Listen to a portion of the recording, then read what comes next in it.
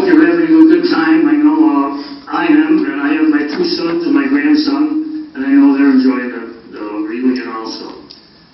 As he said, I started out with my combat, flying combat in the fall of 44 or 43, and my first mission was on October 25th, and being new, they broke our crew up and split us up with some other crews that had been flying. And I was assigned to be the nose gunner of Captain Pennington's crew. And so we took off and we flew around a little bit, I guess, waiting to form up. And I looked down and I could see some land down there. I said, oh my gosh, we're over the Jap Island already. Well, I don't know if I remember if I got on the radio and reported to the pilot that we were over the Jap territory, but anyhow, I found out later that we were still over Guadalcanal. Well, anyhow, we started out on that mission, and the weather was so bad that we could not get through the weather, and we turned around, went back, and didn't complete it.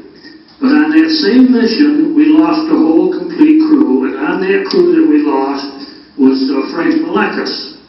And I don't know if any of you have read his book, but anyhow, he got out of the plane and landed in the water, and he got to one of the islands, and he was with the natives for over a month before they went in to pick him up. Well, they didn't went to pick him up. They went in to pick up a Japanese prisoner of war, and the natives took him down by the waterfront. And he said, well, aren't you going to, didn't you come after me? Aren't you going to take me? Well, who are you?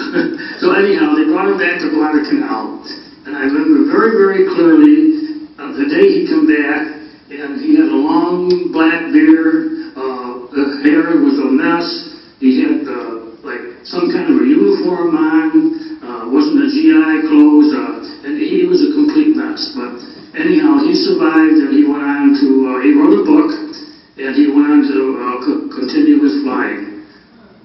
Then another mission I want to talk about was a mission to Rabaul on the 10th of November, 1943. Well, from Guadalcanal, that was quite a ways. So what we did, we took off and we went up and landed at Munda and stayed there overnight. And we started to take off from the field at Munda, but we had trouble with our airplane, and we never made that mission.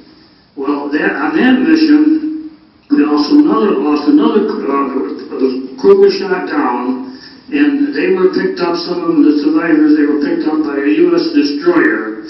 And on that crew was Lehman Clark. I don't know if any of you are familiar with his book, and the name of the book is Shihasta. And the name of the plane was Shihasta. That meant she has to get us there, and she has to bring them back.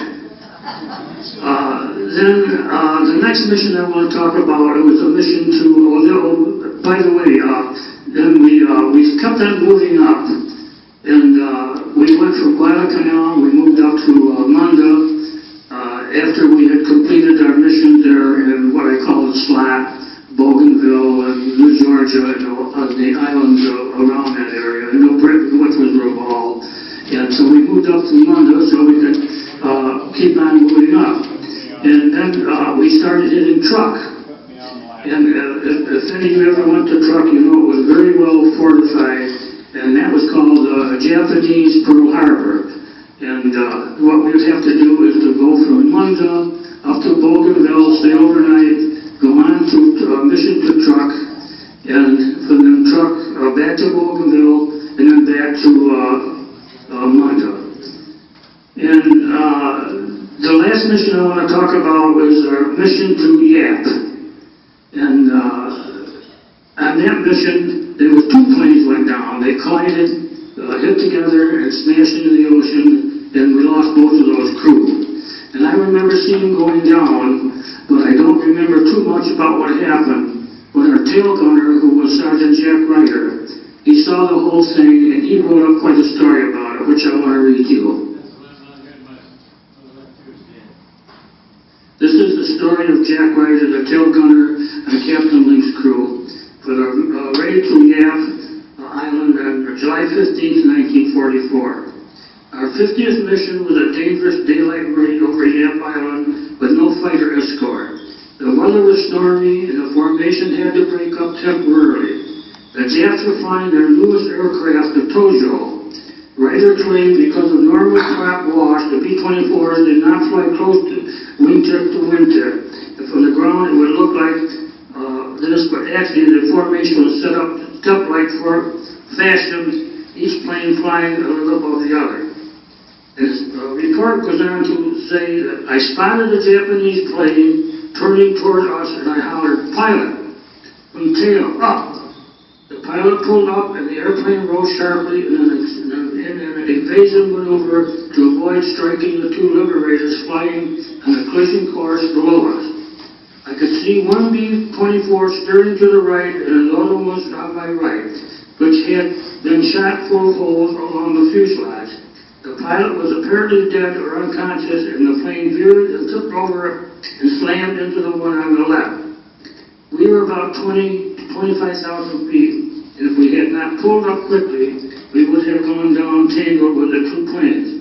As they circled down, leveled off, and hit the water about 20 feet apart. Two smoke piles. We had 40 planes in our attack on the Yap, which is out of range for a P-40 escort. Arriving at Yap, we dropped our incendiary bombs from the area. The incendiaries which hit the water and blinked, and some hit land causing fires, which lit up the area for the bombers. At this time, we were flying silvery aluminum planes, which were easy to spot. Our plane was the lead plane. The bombs released and returned to base. And that is Ryder's account, as he told the author of a local book recently published. Thank you.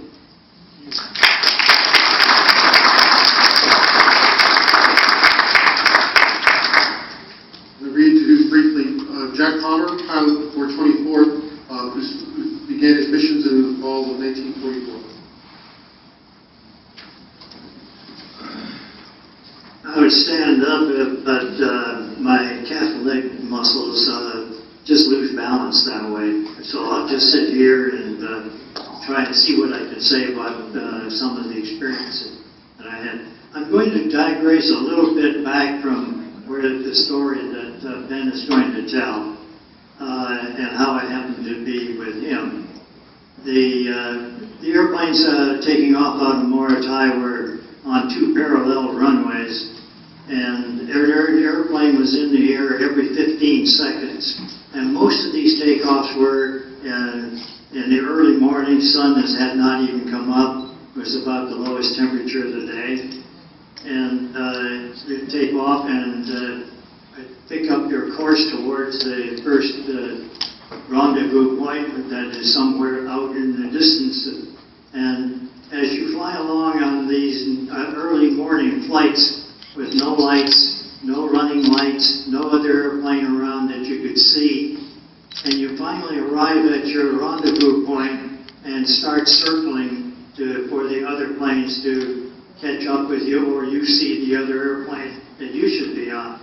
And all of a sudden, airplanes started pointing out of the sky, and there they were. The whole squadron of airplanes was there.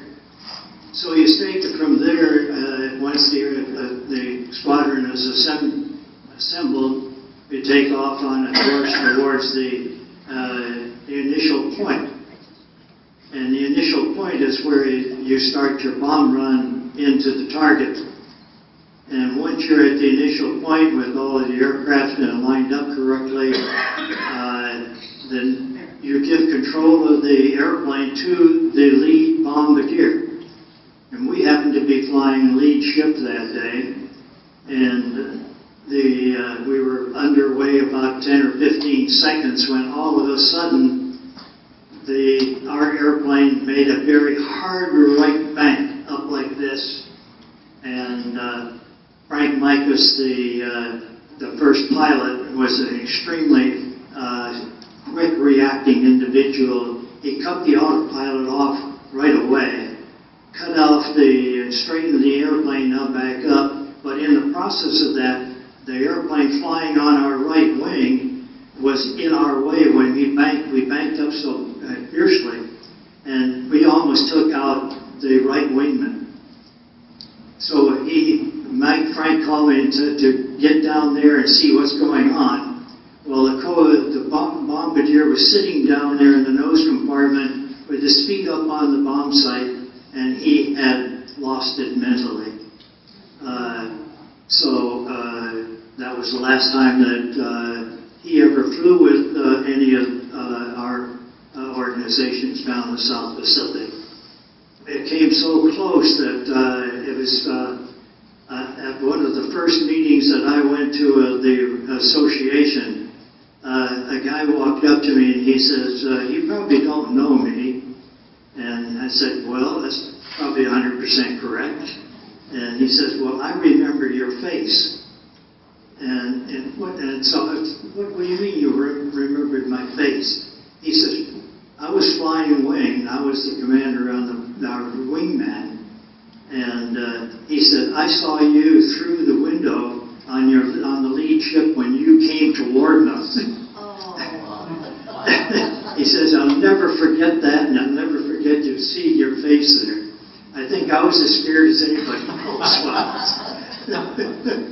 But he took over as the lead on that, and we fell in on his wing and flew the rest of the mission that way.